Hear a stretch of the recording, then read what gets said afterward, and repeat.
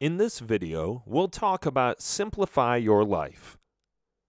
The world you live in today exposes you to many complications. At times you end up complicating life because of overthinking. Otherwise, you end up overspending, overworking, or even overcommitting. All in all, it's an effort to get too many things done in too short a time. Overdoing anything also complicates things, while Zen tries to teach you how to keep life simple. If you want to have a happy life, you have to learn the art of simplification. Going back to its original philosophy, this simply means keeping only the important things part of your life and removing the rest. If you think about your material possessions, getting rid of unwanted or unused stuff will certainly clear your space.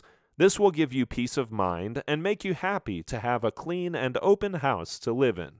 Try not to fill it in with more unnecessary stuff, for that just kills the idea of simplification.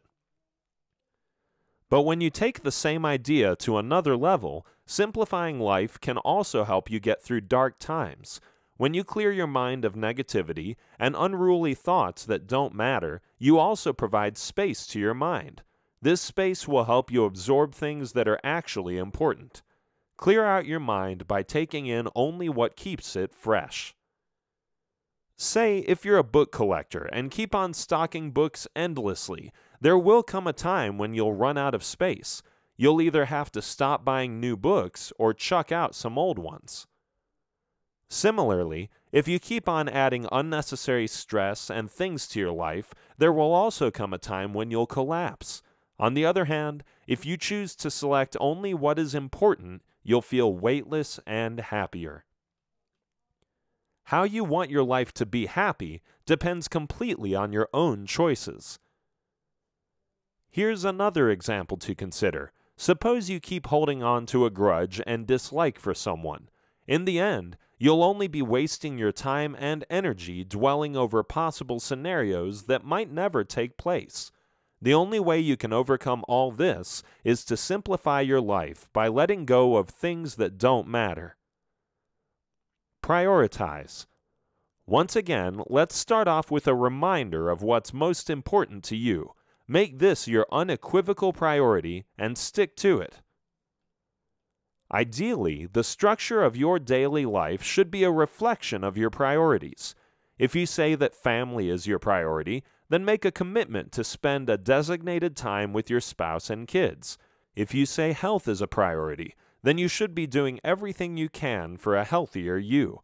Are you truly staying away from bad or tempting foods and getting your daily dose of exercise, or are your other commitments getting in the way?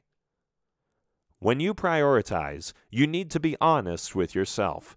What do you truly desire, and what is standing in your way?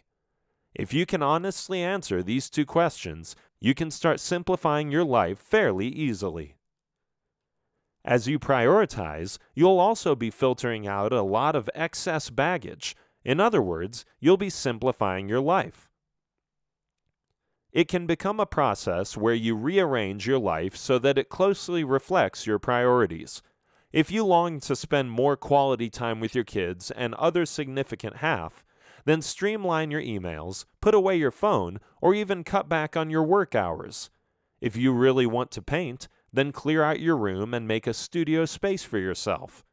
Once you have prioritized your concerns, move on to the next step. Declutter. When you think declutter, you're thinking about physical as well as mental space. This is a process of purging where you get rid of everything that is meaningless in life or no longer offers a utility. You can start small by allotting 15 to 20 minutes of your day decluttering a chosen corner of your house. It could be a shelf or a cabinet. Stop after 15 minutes and come back to it the next day. Or you could assign one entire morning to clean out your pantry or wardrobe and get it over with. You can go with whichever method works for you best. As you purge, assign 3 boxes labeled Trash, Keep, and Maybe. The first 2 should be simple enough if you follow this advice. Anything that you haven't used in the last year can go. You probably won't use it in the next year, too. Keep it if you use it all the time and it still has some years left in it. The maybe stash can be a bit tricky, but don't let it overwhelm you. This should be for things about which you're on the fence. Keep the box out of sight, and if you don't use it in the next 6 months, toss it out as well. The trick for success in decluttering is to be merciless. The less stuff you have, the fewer distractions there will be, and the simpler your life. You'll see that one of the things that give you true peace of mind is a clean, simple house. When you talk about decluttering your mind, you'll notice that overthinking exposes your mind to blockage. Because of overload at times, you are unable to think properly. You need to deal with this quickly, as it won't allow you to be happy for long. A blocked mind becomes unaware of anything happening around it. The stream of clutter you've accumulated in there turns your mental space into a chaotic mess. And soon enough, just like your closets and your cabinets, your mind needs tidying up as well. If you're not sure about what kind of mental clutter is holding you back, just think about these things.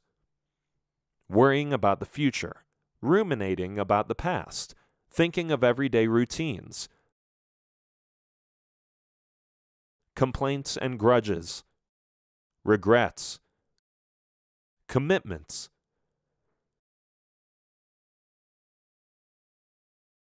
If these thoughts are constantly on your mind, you need to clean out some headspace. For starters, not everything needs attention. What's happened in the past is done and can't be undone. What the future holds is not entirely in your hands, so cross that bridge when you come to it.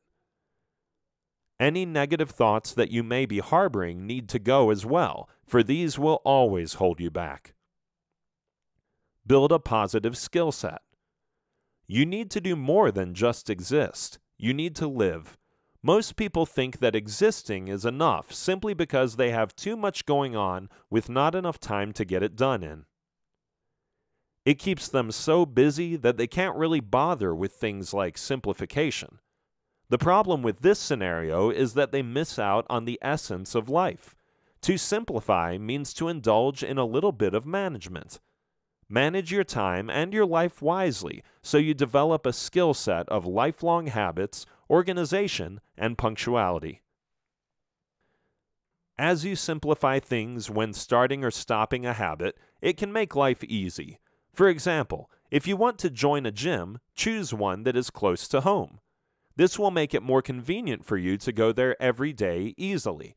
If you choose one that's far away, not only will you spend a lot of time getting there, you may stop sooner than planned because of the distance. Likewise, keeping things simple can also teach you to become more organized. When you practice simplification, you learn how to manage things more efficiently. This reduces the element of wastage, and you not only learn how to save on costs, but also how to improve your overall living standards. And finally, when you complicate things, you also waste a lot of time. You overthink things that don't require attention and complicate them further. Simplifying such matters teaches you punctuality and the importance of time. By keeping things simple, you learn how to get them done well and on time.